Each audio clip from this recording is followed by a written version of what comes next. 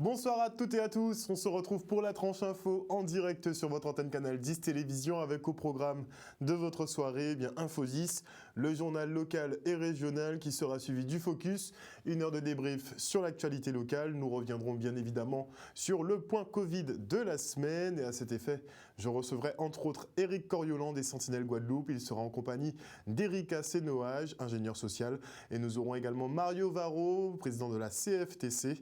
Ce sera après la coupure pub de 19h, mais pour l'instant, place à l'actu.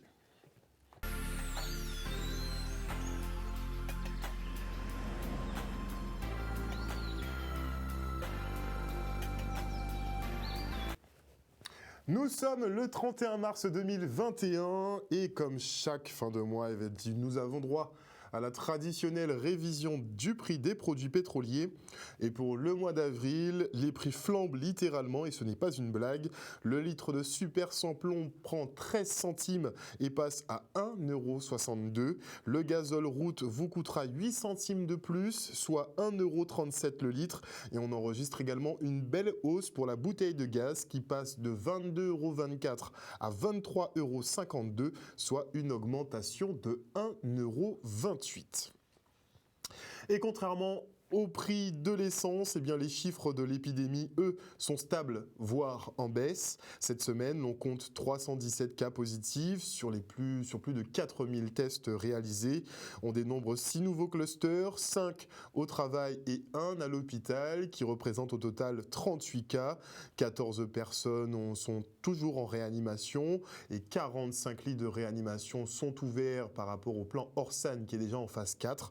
5 décès sont enregistrés cette semaine, 3 avaient 68 ans moyenne d'âge et les 2 autres 90 ans de moyenne d'âge.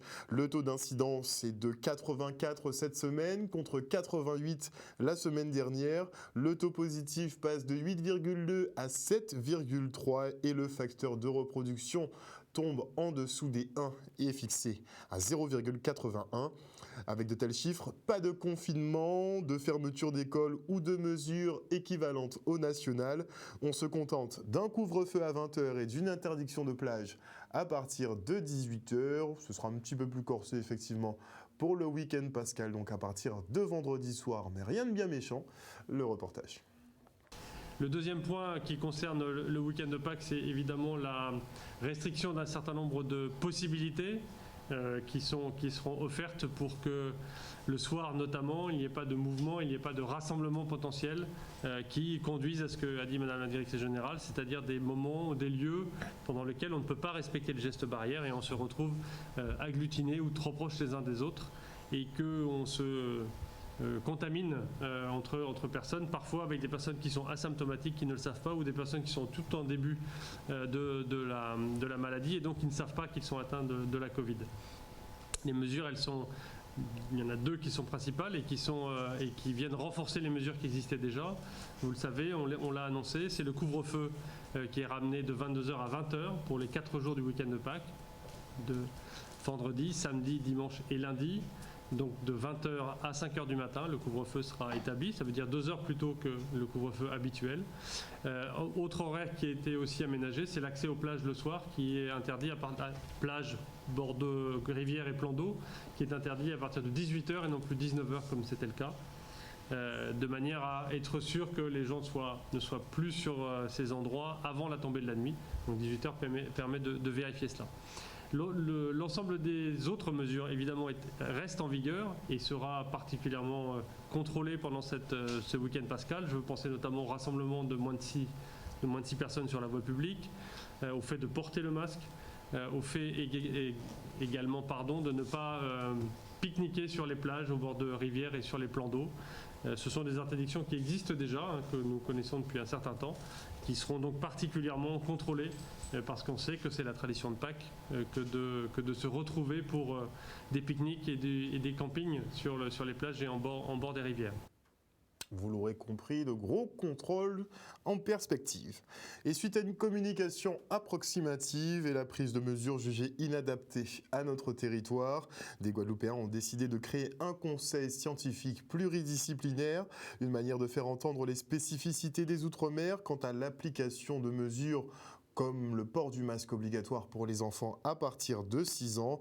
Les membres de ce conseil tenaient une conférence de presse hier matin au Café Papier à Jarry. Le reportage de Stanley Manicor. L'objectif de ce conseil scientifique est de pouvoir apporter une réponse à diverses problématiques que nous rencontrons, mais ce sont des réponses qui nous ressemblent, qui sont adaptées à notre environnement et qui sont surtout, qui présentent un caractère très alternatif par rapport à, on va dire, ce que l'establishment propose et dicte. La crise Covid et ses aberrations, en particulier dans notre environnement, a entraîné que de facto les personnes se sont reconnues. Nous devons permettre d'assurer de l'espoir, de la vie, puisque aujourd'hui, pour parler de la crise, c'est les 4D. C'est Doliprane, domicile, dodo, décès. Il est totalement aberrant de voir qu'il existe une dizaine de protocoles qui permettent d'éviter de développer des formes graves, de pouvoir guérir, puisque s'il s'agit le Covid-19 est une maladie dont on guérit. En tant que citoyen, il y a des solutions alternatives. C'est-à-dire qu'il faut l'entendre, il faut l'accepter. C'est un fait. Nous devons impérativement aller vers des solutions alternatives qui fonctionnent. La mission du conseil scientifique, elle doit pouvoir répondre à d'autres problématiques, les problématiques de sargasses.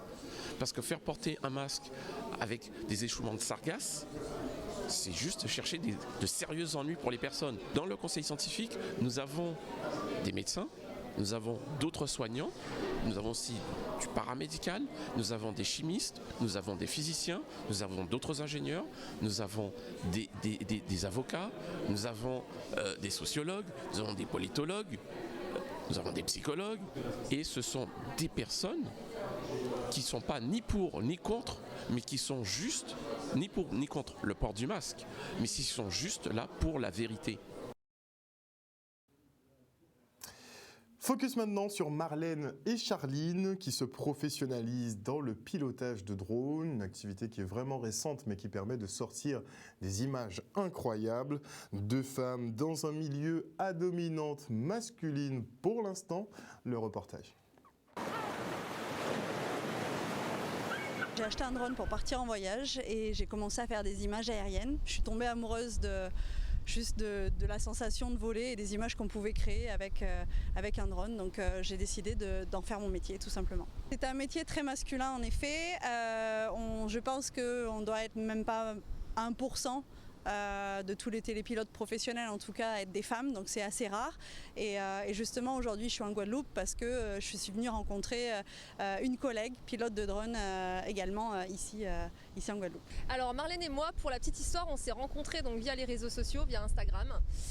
Et c'est notre passion commune du coup du drone et le fait donc voilà qu'on soit des femmes dans ce milieu plutôt masculin qui nous a poussé donc du coup à prendre contact l'une avec l'autre. Et je lui ai proposé donc de venir faire un petit tour en Guadeloupe et de découvrir notre belle île et donc du coup de voler ensemble en drone. Rencontre assez inédite. On en est fiers aussi du coup, on est contente de partager aussi ces moments-là ensemble et voilà et de le faire partager également donc avec les autres. Ça change, moi à la base je suis auvergnate, donc on a des volcans et des lacs. Ici on a la mer, on a l'océan, la chaleur, c'est entre Basse-Terre et Grande-Terre, il y a tout un mélange, j'allais dire, entre la forêt très sauvage et la terre plus sèche avec l'océan, c'est juste magnifique, surtout avec le drone, quoi. Je passe rarement 2 fois dans le même pays et la Guadeloupe ça fait déjà 2 fois, donc je pense que ça résume un petit peu ce que je pense de la Guadeloupe. Tous les paysages sont beaux. On a des préférences effectivement des fois pour la verdure de la Basse-Terre et ses forêts, le littoral, on a des plages magnifiques, le bleu de l'océan. Voilà, il y a plein de beaux spots. Plus d'être pilote, je suis formatrice de drone, donc je vois aussi quelques femmes, je forme quelques femmes et je trouve que les femmes ont un côté artistique plus développé que les hommes et elles sont plus dans la technique et dans la précision où là les hommes partent un peu plus rapidement. Parce que pour des images, surtout de la vidéo, ça se ressent beaucoup au point de vue des femmes. Oui. Parlons maintenant du dispositif Vacances apprenantes qui fait son retour pour la période de Pâques. Les élèves du collège Nestor de Kermadec à Pointe-à-Pitre occupent donc leur journée en ce moment entre kayak, plongée sous-marine, roller, poterie, peinture et un tas d'autres activités pour leur plus grand plaisir. Tiens, le reportage. Nous proposons pendant toutes les petites vacances et les grandes vacances aux élèves du cycle 2, du cycle 3 et du cycle 4. Quand je parle cycle 2, c'est CM1 aussi. Donc nous recevons des élèves de CM1, CM2 et nos élèves de 6e, 5e, 4e, 3e au collège pendant toutes les vacances. Proposer des activités purement pédagogiques le matin et l'après-midi, des activités plus ludiques. Donc nous avons le théâtre, nous avons la planche, le kayak, nous avons l'archéologie sous-marine, nous avons aussi le rollers, nous avons la poterie. Et en ce moment, ils sont en train de nettoyer la façade du collège où il y avait beaucoup de tags et beaucoup de graffitis pour faire de la mosaïque. Au départ, ils sont un petit peu craintifs puisque pour la plupart n'ont pas plongé, jamais plongé. Donc il y a toujours cette appréhension d'aller dans ce milieu nouveau pour eux. Mais ensuite, une fois qu'ils ont bien compris que le détenteur c'est assez facile et ça leur permet de respirer et d'aller voir au fond un petit peu ce qui se passe. Donc il est clair qu'ils trouvent l'invention, on va dire, sympathique. Ça me fait du bien parce que je ne connaissais pas avant. Je connaissais la plongée, mais j'ai jamais fait auparavant. C'est bien et on apprend à chercher des choses, plein de choses, des vieux trucs, voilà quoi. Là, le but de trouver ces objets, c'est ensuite par rapport à de la documentation, de pouvoir donc faire des recherches et à savoir à quoi servaient ces objets, de quelle époque ils datent, et ainsi de suite. Et donc c'est un travail de recherche et qui permet de les éveiller un petit peu, voilà, plutôt que de faire une activité plus ludique ou plus plus restreinte dans la recherche et surtout en ce qui concerne l'archéologie sous-marine, une recherche scientifique. L'archéologie sous-marine comporte à peu près une douzaine de disciplines enseignées dans collège et lycée. Et donc ça permet aux professeurs d'avoir des images pour ensuite donc étayer au mieux leur programme scolaire. On va profiter donc de ce projet pour proposer à des élèves en situation sociale très défavorisée, REP+, de pouvoir ouvrir un champ de possibles, de prendre conscience que la vie c'est aussi autre chose que ce qui se passe dans son environnement propre. On a la chance d'avoir un établissement les pieds dans l'eau, d'avoir une base nautique au sein même de l'établissement. Il doit en avoir 4 ou 5 à l'échelle nationale. Et on essaye de tout mettre en œuvre pour leur faire prendre conscience de leur patrimoine, de leurs racines, de leur histoire. Et maintenant, je reçois Ricardo Citadel, qui est coordinateur de la Fondation Crédit Agricole Mutuel de Guadeloupe, qui lance son 3e appel à projet. Bonsoir, monsieur Citadel. Bonsoir. Alors, en quoi consiste justement cet appel à projet ? Écoutez, comme chaque année depuis 3 ans maintenant, pour tout vous dire, la Fondation Crédit Agricole Mutuel de Guadeloupe est née en 2018. Et depuis sa naissance, donc on a eu des appels à projets en 2019, puis en 2020. Et enfin, ce 3e appel à projet, la Fondation Crédit Agricole Mutuel de Guadeloupe est sous l'égide de la Fondation de France. C'est important de le noter puisque c'est la Fondation de France qui porte l'aspect juridique de cette Fondation Crédit Agricole Mutuel. L'appel à projet consiste à lancer des thématiques et à permettre à des associations, notamment à but caritatif, à loi 1901, et qui sont plus ou moins, désintéressés financièrement, à postuler, à candidater de façon à pouvoir répondre à ces 2 thématiques. L'année dernière, par exemple, nous avons primé 3 associations. Les 2 thématiques de l'année dernière, par exemple, c'était les solidarités face à l'évolution numérique en faveur du vivre ensemble sur le territoire guadeloupéen. Et il y avait la 2e initiative qui était Initiative guadeloupéenne entrepreneuriale et innovante créatrice d'emplois. 3 associations donc ont bénéficié de l'apport de la Fondation, le Big Lab, l'association Plus, toutes les 2 pour 4 000 €, et on parle pour Vancé, par exemple, pour 25 000 €. Vous voyez, donc on accompagne ces associations-là qui ont l'intention, des intentions et des dossiers concrets pour favoriser la solidarité, en fait, tout ce qui est l'entraide, des choses qui sont à valeur positive pour la Guadeloupe et son territoire. Cette année, donc, vous l'avez posé la question, donc un troisième appel à projet, 2 thématiques encore. L'appel à projet a été lancé hier. 2 thématiques. La première, c'est patrimoine culturel en Guadeloupe et île du Nord, solidarité de proximité pour un mieux vivre en société dans un environnement changeant. Vous savez bien qu'en ce moment, on est en plein tumulte avec le Covid. On est en pleine évolution sociétale. Et puis il y a le Covid, donc on essaie de s'adapter et proposer des choses. Et puis la deuxième, pas des moindres, le parrainage, une des clés de succès dans la vie en Guadeloupe et île du Nord. Donc pour la première thématique qui est sur le patrimoine culturel, ce que nous attendons des candidats, c'est qu'ils nous fassent des propositions concrètes et innovantes qui permettent de créer des liens de proximité, de solidarité autour de notre patrimoine culturel, matériel et immatériel. Sur la deuxième thématique, le parrainage, vous savez ce que c'est, hein, c'est ancré dans les familles guadeloupéennes. Le parrain, il amène son filleul, c'est un peu ça. Hein, ce sont les associations qui sont capables de nous proposer faire des propositions concrètes, des dossiers concrets sur comment je vais accompagner un jeune à la recherche d'un emploi, création d'une entreprise, dans cet environnement changeant, dans cet environnement difficile. C'est comment comment une association peut emmener de façon innovante et concrète vers la recherche d'emploi ou la création d'entreprise. Donc c'est vraiment ça cette année, les deux thématiques sur troisième appel à projet de la Fondation Crédit Agricole Mutuel de Guadeloupe. Alors, il faudra effectivement donc répondre à la thématique, proposer ce fameux projet. Mais comment seront-ils notés finalement ? Ce n'est pas vraiment une notation. C'est-à-dire qu'il y a sur le site de la Fondation, et je le donne tout de suite, hein, c'est www.fondation.ca-guadeloupe.fr, donc fondation.ca-guadeloupe.fr.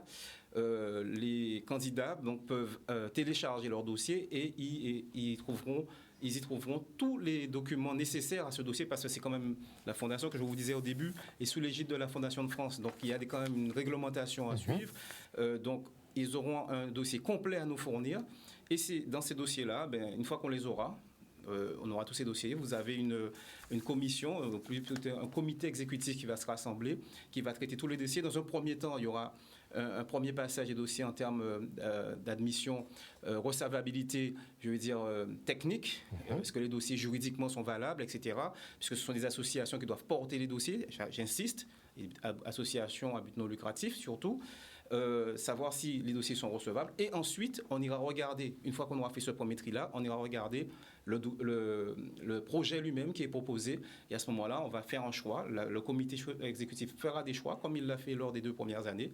Et on choisira un certain nombre de dossiers, un certain nombre de candidats. Et à ce moment-là, on décidera des prix en fonction de leur demande. Ah, les prix ne sont pas encore établis ? Non, parce que c'est fonction de la demande. Donc il n'y a pas de montant plafond ? Non, parce que comme je vous ai dit, sur l'année dernière, on a par exemple... 2 fois 4 000, 25 000 ? Une fois 25 000. Ça veut bien dire qu'en fonction du projet qui est proposé et celui qu'on aura choisi, bien sûr, le montant, l'apport de la Fondation sera en adéquation avec le... Mais il y a quand même une enveloppe maximum que vous ne devez pas dépasser. On n'ira pas à 200 000 euros. Par exemple, si je demande 100 K. 100 000 euros. Je ne sais pas. Pourquoi pas ? Peut-être en plusieurs fois, j'en sais rien. Si le projet en vaut la peine ? Oui, je ne sais pas. On est capable d'aller là où il faut, en fonction du besoin. Peut-être qu'il faudra voir d'autres montages. Mais enfin, bref, on va accompagner. Si on considère qu'il faut accompagner, on le fera. Mais bien sûr, dans la limite. Et puis des fois, par exemple, le projet où on a avancé 25K, on ne l'a pas fait tout seul. On a demandé aussi à l'association d'amener aussi, de nous montrer sa capacité à faire un projet qui soit viable et qu'est-ce que l'association elle-même emmène. Et puis voilà, on a fait quelque chose de cohérent et nous, on s'est avancé pour une somme. Et je pense vous êtes quand même une banque et une mutuelle, vous n'êtes pas là pour jeter de l'argent. Non, attention, je tiens votre attention tout de suite. La fondation et la banque sont 2 choses différentes. Complètement à part. Totalement à part. La fondation, c'est du mécénat total. C'est-à-dire, nous, on donne l'argent, on accompagne les projets.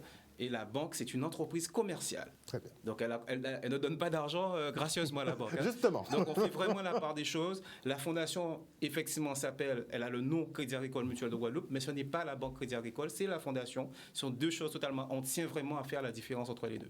Merci beaucoup en tout cas si pour vous ces permettez précisions. quand même Allez-y, une monsieur petite Stadel. précision supplémentaire, c'est que l'appel à projet a été lancé hier et s'arrêtera donc le 28 juin 2021. 3 mois quand même pour faire parvenir les dossiers. Allez sur le site de la Fondation, je répète, fondation.ca-guadeloupe.fr. Et si vous permettez, je vais quand même rappeler les deux thématiques. Merci. Patrimoine culturel en Guadeloupe et île du Nord, solidarité de proximité pour un mieux vivre en société dans un environnement changeant. Ça, c'est la première thématique. La deuxième, le parrainage, une des clés de succès dans la vie en Guadeloupe et île du Nord. Vous avez bien vu qu'on parle de la Guadeloupe, mais aussi de Saint-Barthélemy. Justement, c'est la complexité, je pense. Et aussi des îles du Sud, c'est-à-dire toutes les petites îles qui nous entourent. On est là pour aider tous les Guadeloupéens qui sont proches de nous et qui veulent bien qu'on les accompagne, à condition qu'ils aient des projets sur leur territoire qui nous permettent de les accompagner. Merci beaucoup, monsieur Citadel, pour la présentation, effectivement, de cette opération qui est menée donc, non pas par le Crédit Agricole, mais par la Fondation Crédit Agricole Mutuelle de Guadeloupe. Merci encore. Et on poursuit justement, puisque ça fait quand même 18 ans de silence pour les cloches de l'église de Notre-Dame de Bonport à Petit-Bourg. Elles vont recommencer à sonner. Elles sonnent déjà d'ailleurs. Une satisfaction pour le maire en place. Le reportage.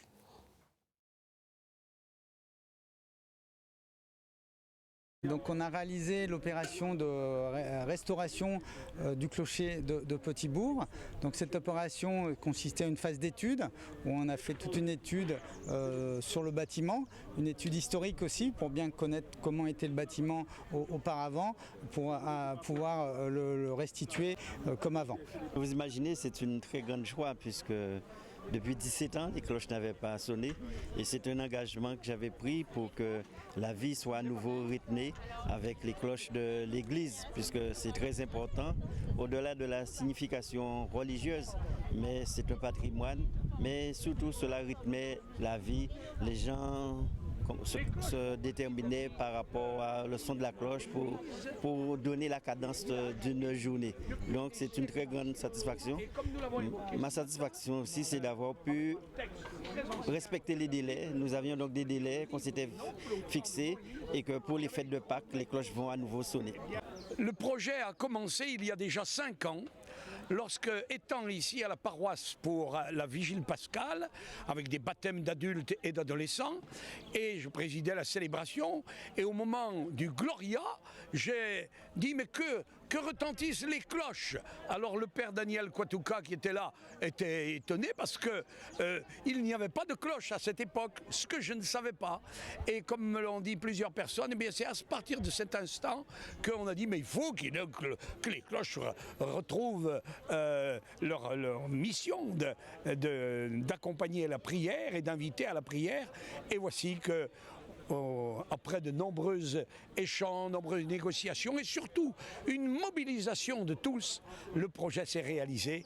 Donc rapidement, les travaux ont consisté à reprendre les fondations et reprendre le bâtiment sous œuvre, c'est-à-dire refaire des nouvelles fondations afin de donner une meilleure assise au bâtiment. On a réalisé l'ensemble des enduits, restaurer l'ensemble des enduits, restaurer l'ensemble des ouvertures avec le changement des pierres qui étaient abîmées ou qui commençaient à tomber. Donc on a pu reconstituer l'ensemble des maçonneries. On a refait un enduit, puis aussi on a travaillé sur la charpente bois qui était fortement dégradée. Donc on a refait une charpente qui reprend le même dessin que la charpente initiale et on a refait aussi un nouveau beffroi avec les éléments qui permettent d'accueillir les deux cloches qu'on retrouve actuellement. Au-delà des études, le chantier lui-même a duré 6 mois, mais il a fallu quand même des études préalables, enfin, recueillir les fonds nécessaires.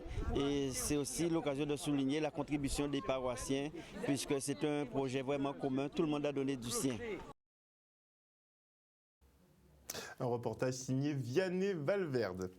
Et on souhaite un très joyeux anniversaire à Denise Dourneau qui fête ses 101 ans. Elle les a eus lundi. Et c'est une femme élégante avec une excellente mémoire que nous avons rencontrée. Elle a même pris le temps d'évoquer avec nous ses amours de jeunesse. Le reportage.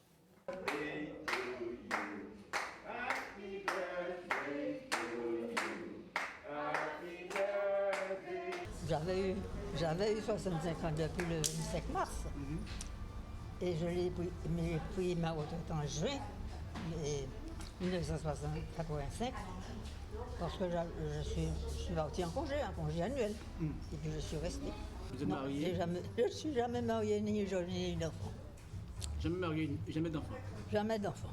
Je suis une personne, moi je vais vous dire ça. Il y a des gens qui me trouvent trop spéciale.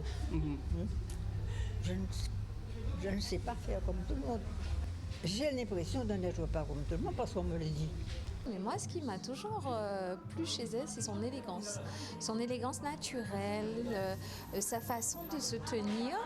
Je l'ai toujours trouvée vraiment élégante. Elle a toujours été disponible avec un caractère vraiment très très bien trempé et qu'elle a toujours d'ailleurs. Et ce que je trouve extraordinaire, c'est qu'à 101 ans, elle a une mémoire qui est intacte. Elle a une mémoire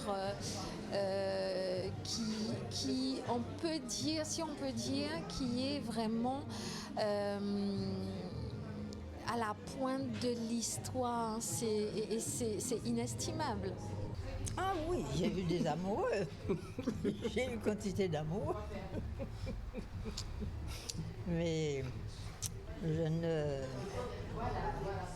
C'est pas du monde avec qui je pensais pouvoir faire ma vie.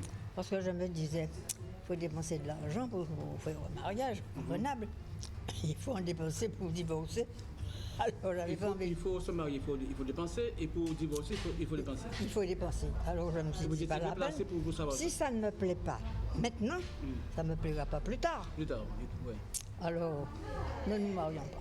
Ça me donne de l'espoir, quoi. Quand je vois quelqu'un qui a 101 ans, ça me dit, mais non, tu peux le faire. Et donc voilà, pour nous, c'est après Mme Cipollin, aujourd'hui Mme Dourneau.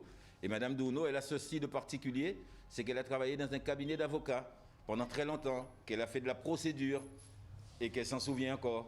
Donc pour nous, pour moi, j'ai un sentiment particulier d'être présent à ses côtés, de savoir qu'elle a traversé toutes ces années et qu'aujourd'hui, avec le sourire, coquette et tout, non, c'est top.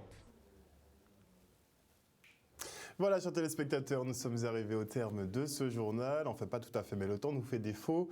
En tout cas, merci à vous pour votre fidélité à ce programme. N'oubliez pas que sur Canal 10 Télévision, vous faites l'information que nous diffusons.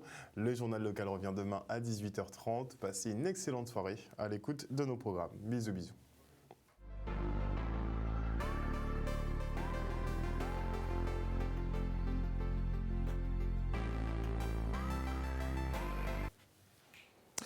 À venir dans la tranche info sur Canal 10, le focus, 1 heure de débrief sur l'actualité locale. Et comme je vous l'annonçais effectivement en introduction, eh bien ce soir je reçois Éric Coriolan et Éric Assenoage des Sentinelles Guadeloupe. Ils seront en compagnie de Mario Varro de la CFTC. On fera un petit point d'actualité sur ce qui se passe sur notre département. Et avant la coupure pub, je dis bonsoir à Josie Turp, à Jos Cabot, à Grégory Hall, à Jimmy Kamagouva Aliar, à Joël Bazide, bonsoir à Dominique Lambert, à Paché-Chémoin, bonsoir Paché-Chémoin, bonsoir à Arnaud Rascan Alamcan, bonsoir Arnaud, bonsoir à Racontieri, à Olivier Ibalo, à Gervais Vitalis, à Lydia Corveau, à Moïse Léguise, à Nobiel Félix Rudy, bonsoir également à Claire Toyo, à Béatrice Ferrand, à Marcelin Willy, à Eddy Ruffin. Bonsoir également à Constant André, à Grenier Ivoire Bio, à Marit Biki-Sous. Bonsoir également à Patricia Châtenay-Rivonnet. Bonsoir Patricia, gros bisous Patricia. Bonsoir à Gracien Bod, à Noélie Nègre, à Willy Conseil, ainsi qu'à tous les internautes qui nous suivent. Vous êtes très nombreux, merci à vous. On se retrouve juste après la coupure pub pour un petit point actu et notamment par rapport à ce fameux Covid qui nous pourrit la vie depuis plus d'1 an maintenant.